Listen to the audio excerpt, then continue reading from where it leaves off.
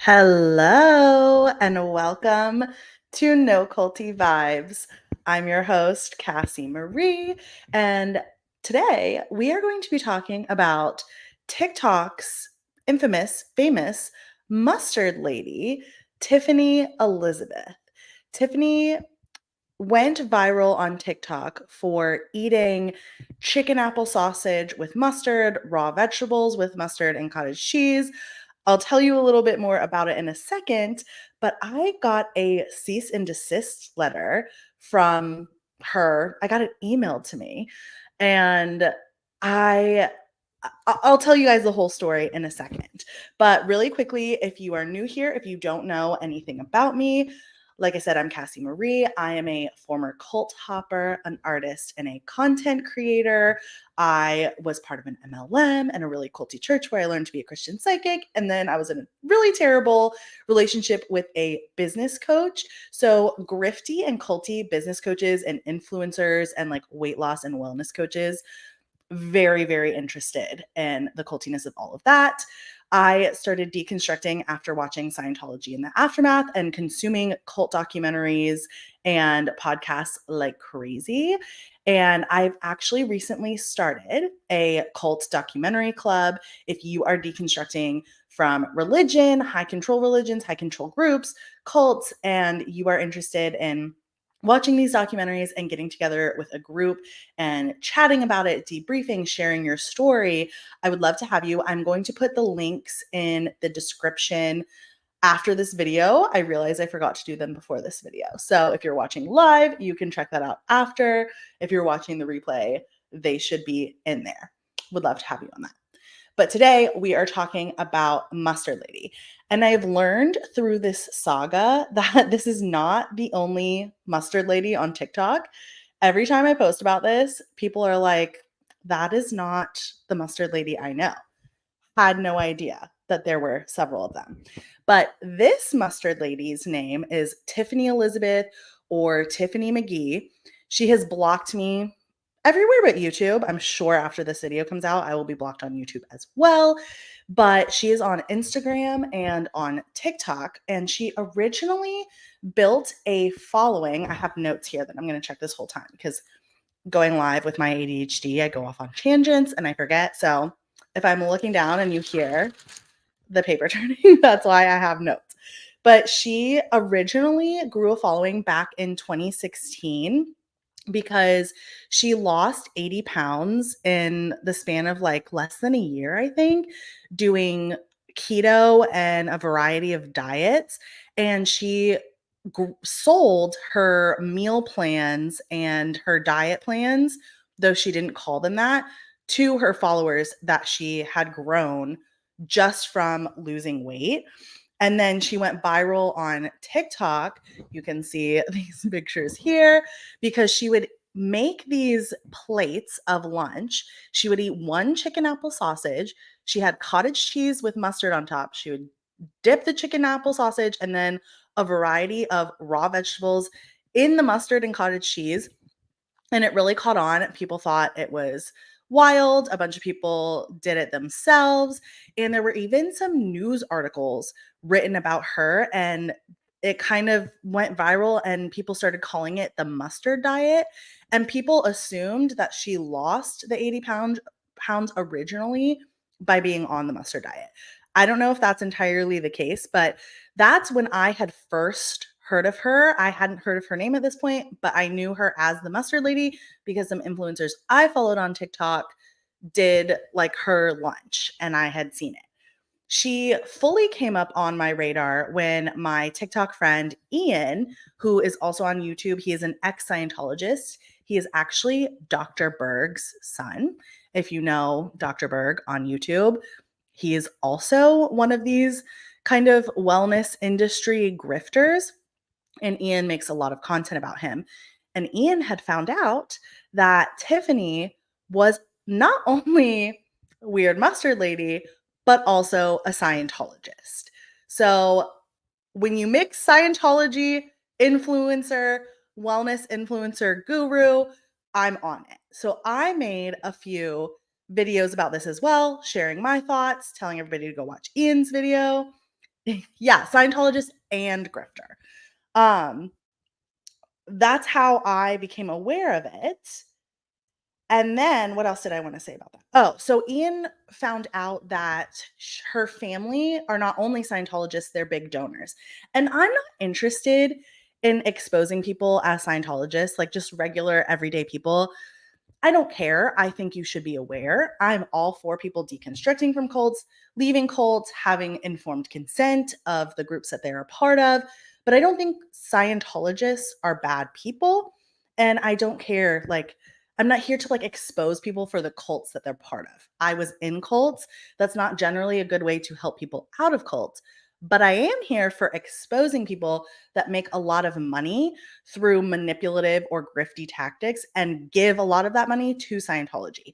Dr. Berg being one of those people. Grant Cardone, I've made a lot of content about because he's more business coachy. So obviously I have an interest in that. He is a Scientologist, gives a lot of his money to Scientology, and learned how to be a grade A grifter from Scientology. Tiffany actually should probably take some notes from Grant Cardone because she's handling all of this controversy, in my opinion, in like the worst way possible. But whatever, that's neither here nor there. What did I want to say about that? She's grifty, she's culty. Her dad also makes the like vitamins and supplements that she sells. So along with selling like ebooks and meal plans and things like that, she's constantly advertising these electrolyte drinks that allegedly is made by her dad's company. So her dad is getting a lot of that money, giving that money to Scientology as well. And then Tiffany had a lot of controversy. This was all in Ian's video that will be tagged in the description as well. She had a lot of controversy for saying she had Lyme disease, and a lot of people accused her of lying. That's also a Scientology thing. A lot of Scientologists get diagnosed with Lyme disease from a doctor named Dr. David Minkoff, who is Rebecca Minkoff's dad. Like Rebecca Minkoff, the bags, the designer. Her dad, David, is a Scientology doctor that diagnoses people with Lyme disease a lot. If you have seen Leah Remini's Scientology and the Aftermath, the whole Lisa McPherson story, Lisa McPherson tragically passed away because of neglect from Scientologists. Dr. David Minkoff was her doctor, and she passed away under his care. So, lots of culty things all wrapped up in here. Exposed by Ian. She is in Scientology. I talked about it. And then, how do I move these slides? Oh, I should have showed you these pictures. That's Dr. David Minkoff, Ian, Tiffany, me talking about it, my videos. I got this cease and desist order emailed to me. Ian got one of these as well. Another TikToker, Becca, what's her TikTok name? I wrote it down here. Becca Day. She has over 800,000 followers on TikTok. She made some Tiffany Mustard Lady videos when Ian first was exposing some of the Scientology stuff. She received one of these as well. And this is not from a law firm. This is not from a lawyer. This is from a cyber PI firm. And they it's addressed to Miss Marie. They don't even have my name correctly. They misspelled Tiffany's last name as well. And if you click this link, Reddit says allegedly, I didn't click it, I just deleted this. Reddit allegedly says that this is an IP grabber. So you click the link, you type in this code that they give you, and then they have your IP address and they can get information on you. They may or may not, I'm not that tech savvy, so I don't know, but they may or may not be able to like track your activity online. It's basically an intimidation tactic to get people to stop talking. But the IP grabbing is kind of weird. Like, I wonder if they also want more information on you so they can kind of stalk you, threaten you, whatever. Very weird. I made videos about Mustard Lady 3 weeks ago, and they sent me this last night. I had forgotten about her, wasn't thinking about it except for the fact that this huge influencer that blew up quickly was a Scientologist. But after getting this, I started looking into it more. Some things that Ian said raised a couple of red flags for me. And there were just a couple of questions that I had around this. And it turns out that Tiffany herself is pretty culty. I think cult leaders and grifters have a lot of similarities. There are a lot of the same like manipulation tactics they use. And this has happened with Tiffany before. So, when everybody started exposing her for Scientology, her response to this was just to quickly block anyone that mentioned anything about it in her comments. I got blocked pretty fast. I have tons of DMs and comments on my videos of people saying that they've been blocked by her for asking her about Scientology, mentioning anything. She blocks it. And I found this video from a creator on YouTube. I think his YouTube name, I'll link it below, is Obese to Beast. And he made a video about a month ago about some controversy she's had just in the weight loss influencer space. And he said that she blocked a lot of those people as well. Anytime someone criticizes her, she blocks them. He didn't specifically say that they got cease and desist orders, but I wouldn't be surprised if they had, although that may be something that she did specifically because we're talking about Scientology. But I thought it was really interesting that she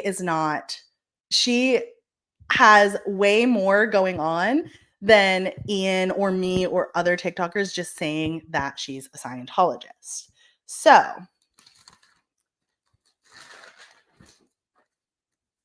oh, and then I found about a month ago on her YouTube, she made a video addressing some backlash that she had received. And I was like, what is going on with this girl? Like, what backlash is she talking about besides Lyme disease or whatever?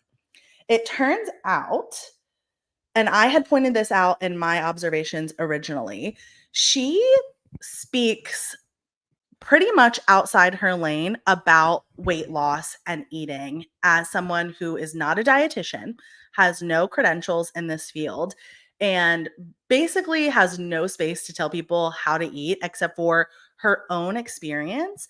And the whole chicken apple sausage, like one chicken apple sausage with mustard and raw vegetables with mustard, to me felt a little bit borderline as someone at risk for eating disorders. And it is something that can easily turn into disordered eating if someone is struggling a little bit with that already, or if it's not paid attention to, because it's kind of an extreme diet. And it's something that I remember when I was in more of an extreme dieting phase, I would eat raw vegetables because of the lack of calories. And I would often dip things in mustard because it had 0 calories. And sometimes people would even say you burn calories eating these items instead of consuming them. So red flags went up just thinking that this might be disordered eating. And it turns out I'm not the only one that has brought that up, that has been concerned about that, and that has asked her to address that. And she just does the same thing. She just blocks people. She does not listen to anyone's opinion. She does not listen to any criticism. She just blocks them. In addition to that, when she initially lost her 80 pounds, apparently she was selling these meal plans along the way. And these meal plans would change frequently. So she would first like sell a meal plan or ebook and say, here's how I lost weight. And then a couple of months later, she would get different diagnoses like the Lyme disease. I think at one point she said she was gluten and dairy free, and then she wasn't, and she was dairy intolerant, and then she wasn't. And she kept selling different meal plans and changing the way that she said she was losing the weight. And a lot of people just felt like it didn't add up and they felt like they weren't getting what they expected to for their money. And again, I would caution anyone buying weight loss advice or weight loss tips from anyone who's not some kind of certified coach, certified dietitian. There are plenty of those out there. If you are buying this just from people sharing their own experience, that's not going to be tailored to you and your body and the things that you need. And again, it puts you at a very high risk for disordered eating and things that might not be safe for you. Really quickly, this comment says, why don't people just do the work for themselves? Why do they got to sell stuff? It's always red flag. Exactly. And that was the question that a lot of people were bringing up. Why are you selling this? Why are you making a ton of money off of these things when you're on a journey yourself? And you clearly, like, just because you were able to lose weight, it doesn't mean it was healthy. It doesn't mean that you actually know how to do that for other people. It's just, she was very towing a line of what advice you can give. And I'm going to talk about this a little bit later in the video. But Daniela Mestenik Young, who is a scholar of cults, and she grew up in the Children of God, and compares her experience in the Children of God to the Army, went to Harvard, got a degree in group behavior. I'm going to show her later. She talks about different gurus, and one of the things that they do or don't do is stay in their lane when it comes to the topics that they have authority in. So if you've lost weight yourself, you can talk about how you lost weight. You should not be giving that as advice to other people. That's completely out of your lane as someone who doesn't know how to give that to other people. She also had this really controversial 21-day meal plan where she lost 11 pounds in 21 days. And give me 1 second, guys. I actually have to plug my computer in because, of course, it's dying.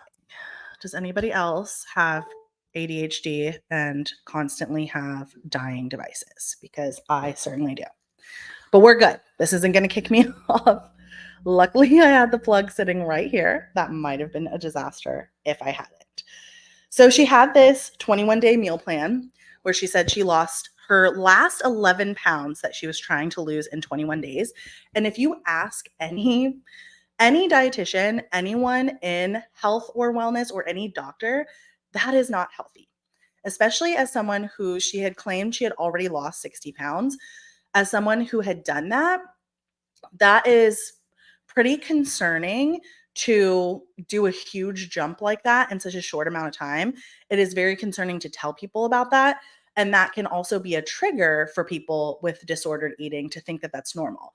Not only that, usually when people lose weight quickly like that, they gain it all back quickly. It's not sustainable. And it can put people in a really terrible mindset where they then become addicted to her content and her weight loss inspiration, because most people will fail at losing that amount of weight in such a short time period. So then you feel bad about yourself and you feel like you're not good enough. She did it. Why can't I do it? Which is extremely cult-like. And it sucks people into this loop of continuing to consume her content, continuing to buy from her, continuing to buy these electrolyte drinks, continuing, and never getting the results that they think they're supposed to get that Tiffany allegedly got. And I'm not saying she's lying about the amount of weight that she lost. I'm just saying she is not careful about the way she talks about it, the advice she gives, and what she knows, and what she's qualified to tell people about. So then I was thinking about how she acts like a cult leader in the way that she responds to people. Whenever someone criticizes her, calls her out for being in Scientology, asks her questions, says, hey, maybe what you're doing is a little bit dangerous, she immediately blocks them. She blocks anyone who asks her any questions. She attacks them, or she's made a lot of videos that she's posted to TikTok, Instagram, YouTube, where she sounds like a victim. So when she was accused of not having Lyme disease, not actually have been diagnosed with it, she made a video and was like, I asked my dad, what do I do when people say that I need to admit to killing a puppy, but I never killed a puppy, but they're saying you did, and I'm like, no, but I didn't. And they're like, well, you have to say it anyway. And it was very dramatic, where she uses this very emotionally charged language to paint herself as a victim of attack, a victim of trolls. It's never anything that she did wrong. She has no responsibility, and it's extremely manipulative.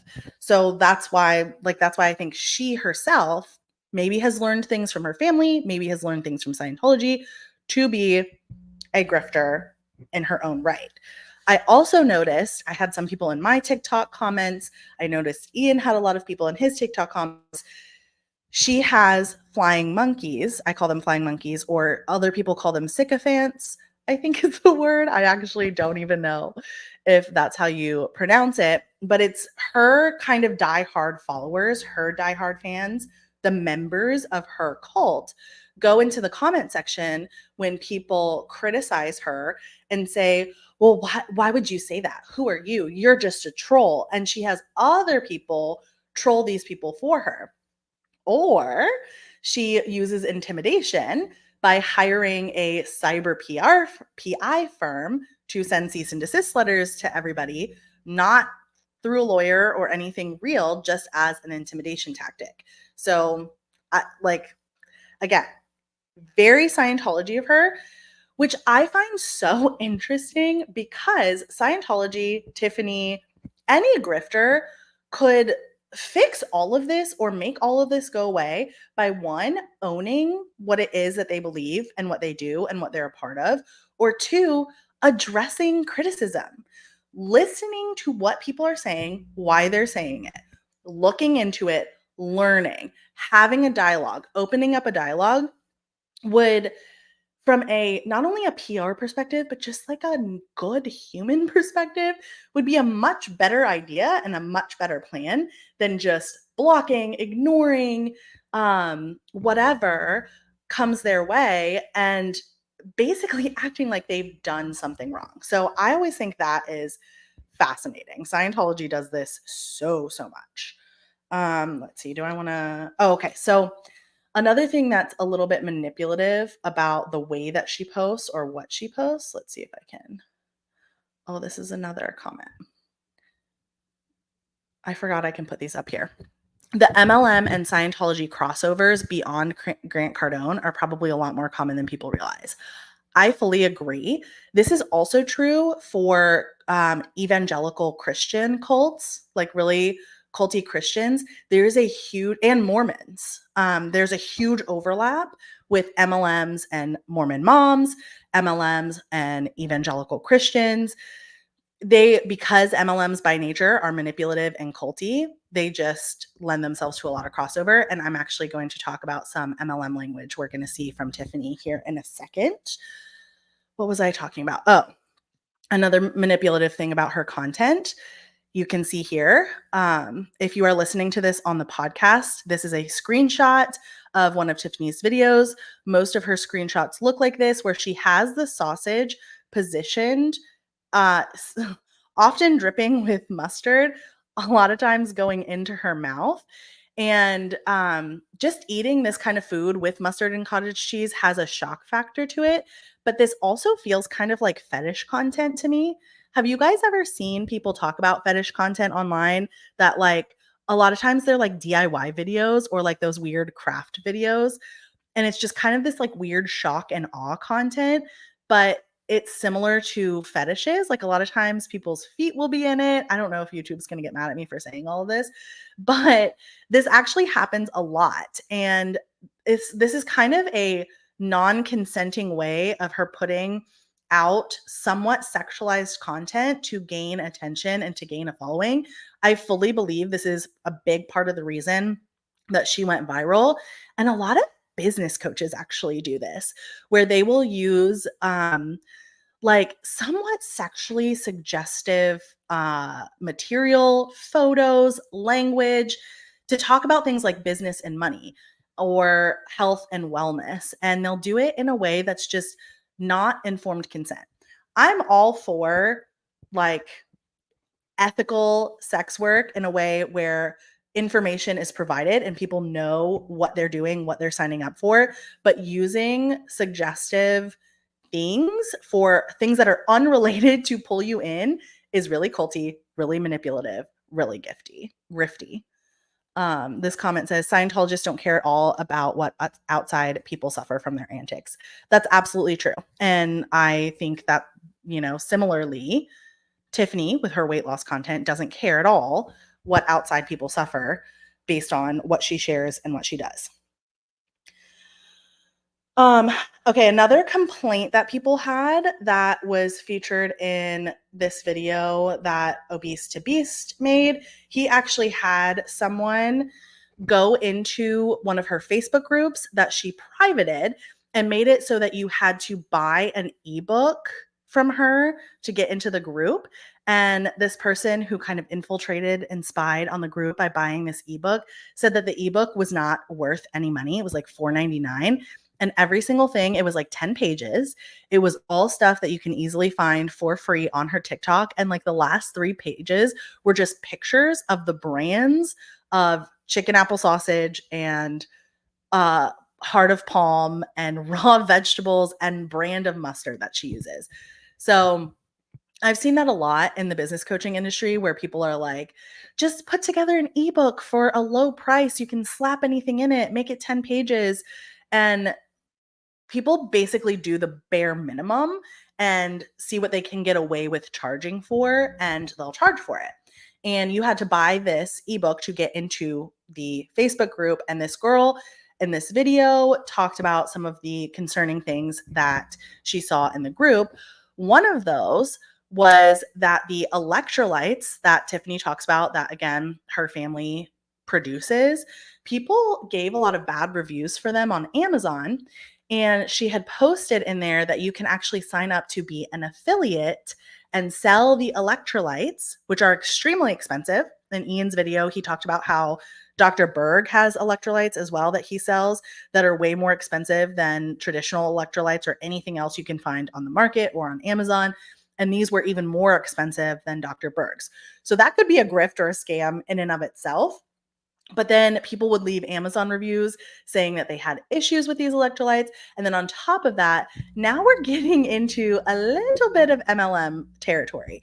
And I know affiliate marketing is not the same as MLMs. Getting a percentage in sales for just selling and not recruiting under yourself is not quite the same.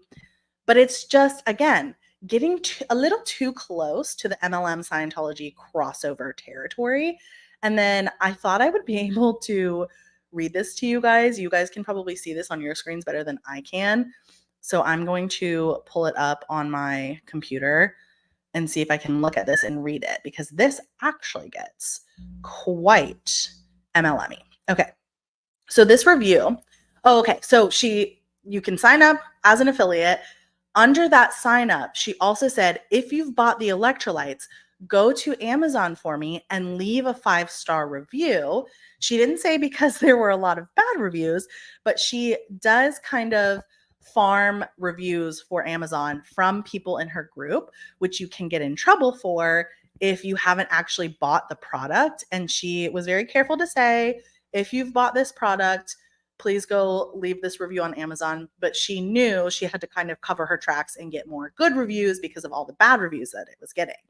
But this review looks like it was kind of farmed from the Facebook group. And it says, yes, we know it's pricey for the amount there is of these electrolytes, but honestly, how much have I spent in DoorDash this past month? This mix has been a lifesaver. I happened to get sick once it arrived, and I was having trouble with hot tea as it was bothering my throat. I don't like plain water, so I decided to try to switch to the electrolytes, and it has helped keep me hydrated. I don't have to worry about the sugar content, and it sits well in my stomach. I'm not saying it's a cure for my cold, but it is what I've been living off of the past couple of days. The flavor isn't quite watermelon, more like cotton candy, but I'm not complaining. It's not super sweet, but I also packed in tons of ice. It doesn't have that strong electrolyte taste, so it's really refreshing, light, and smooth. This sounds so much like MLM language, I can't even handle it. So the MLM I joined when I was like 18 years old was Mary Kay. And one of the things that we were taught to say when we were selling skincare sets that were like over $100, we would be like, oh yeah, I know that seems really pricey. That probably seems like a lot for you. But how much do you just spend without even thinking about it at Target? When you do a Target run and you hide it from your husband and you get your Starbucks and then you pick up all these things in your cart, how much do you spend? And again, this can be a sales tactic or it can be really manipulative and really yucky. And then saying that this mix has been a lifesaver. What was it? I don't have to worry about the sugar. Oh, I'm not saying it's a cure for my cold, but it's what I've been living off of the past couple of days. a lot of MLMs that sell supplements or shakes or similar or ketones or like electrolytes, they always tell you to share all of the benefits of the product, whether it's a weight loss product or a health product or healing product. I think of essential oils as well, where they'll be like, tell them how it's helped you, tell them how it's helped you sleep, tell them what it's cured, blah, blah, blah.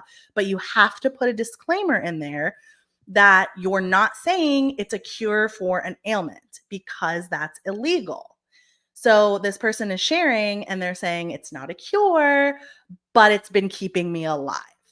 When really this person could just drink water or any other electrolyte drink on the market, or some freaking Gatorade, or like Pedialyte. Like there's so many things that could keep you hydrated and well when you have a cold that are not these specific, extremely expensive electrolytes. So all of that to say, just sounds like we're getting too close into MLM territory, little too culty for comfort for me. A lot of wellness influencers blur these lines. This is not exclusive to Tiffany. The reason I'm talking about her is because of the Scientology and because she sent me that cease and desist letter. And so I was reminded. I had honestly forgotten about her, but I was reminded of all of it and found all of these culty connections. But this is a problem that exists in the wellness industry, in the weight loss industry, in the coaching industry, in the health coaching industry, in the business coaching industry, of people who are trying to give advice and expertise and charge money for it outside of their area of what they know. Daniela Mestinik Young, who I mentioned earlier, this is her tag on TikTok and Instagram, or you can find her at Group Behavior Girl. She has this thing. I actually have a video here on YouTube where she and I talk about her Guru Gotcha checklist. And because we've both been in shitty relationships with shitty business coaches. And she talks about how culty gurus will purposely give advice outside of their area of expertise. It happens so often, and it's just something to be aware of as you're a consumer, as you're paying attention to these spaces. What credentials does this person have? What are they getting from this relationship? Like, is it money? Is it notoriety? Like, what is it? And I'm going to put this comment up because this person says it's traditional selling tactics. This stuff is used everywhere. It is used everywhere. And you can absolutely say that some of these things are normal or everyone does it on their own, like out of context. But when you layer it on top of all of these other kind of just questionable manipulative things, mostly the blocking everybody that disagrees, not listening to criticism, not listening to legitimate concerns of what these tactics do to people.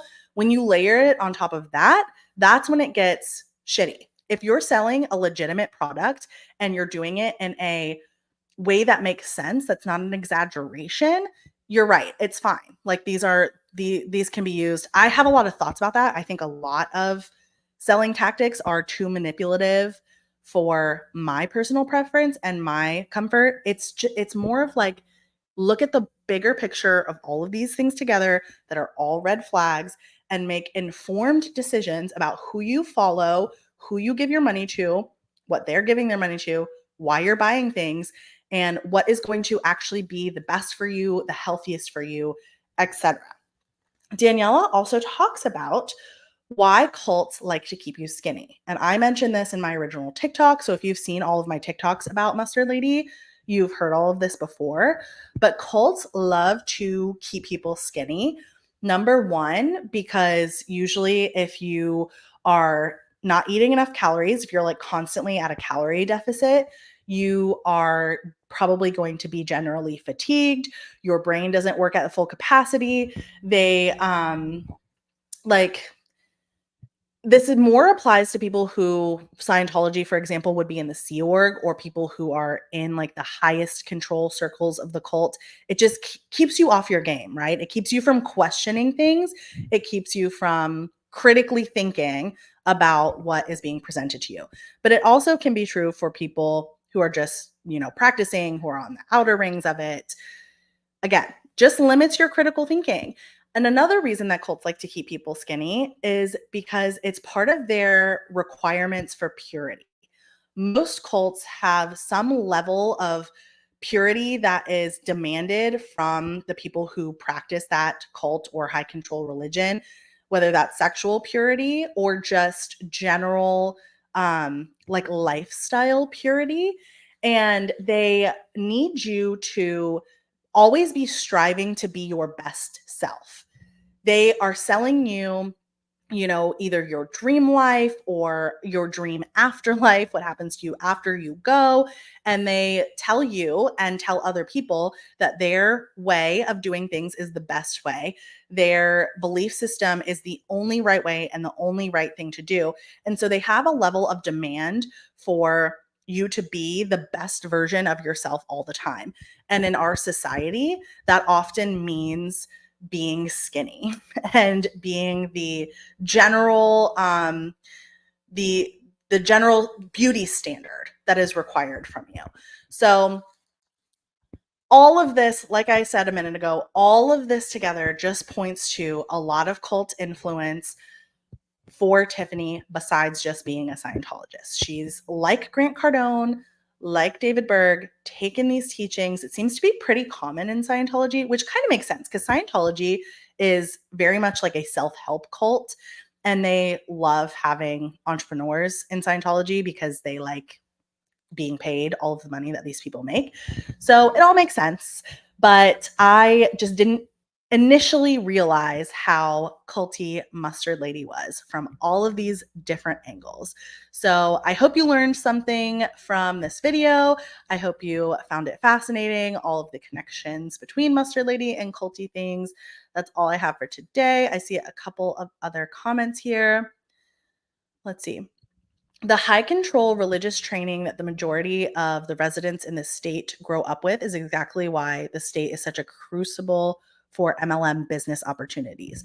Are you talking about Utah? Like Mormons? Oh, yeah, I see it here. I mean, Utah, this state that I'm temporarily in. Zero, trust your gut, or critical thinking, critical thought aloud. Yes. Yeah. I mean, MLMs, I said earlier, run rampant in the Mormon culture and the Mormon church, but there's so many Mormon people in Utah that I think it's like spilled over to regular culture as well. Like certainly um cult members or religious people aren't the only people that join MLMs. But it's just fascinating. Thanks. MLM is quite outside my radar, so it was very interesting for me. I'm so glad that you found it interesting. I will do more MLM and like business coaching culty videos and drawing the parallels because there's a lot more to be said. But this was just about Mustard Lady who decided she was going to send me a cease and desist. Thank you guys so much for being here. Thank you for watching. Make sure you like and subscribe if you haven't already. If you're listening to the podcast, make sure you subscribe there as well. If you're interested in pop culture and cults, you're going to get a lot of that here. So I would love to see you around more often. And I will see you next time on No Culty Vibes. Bye.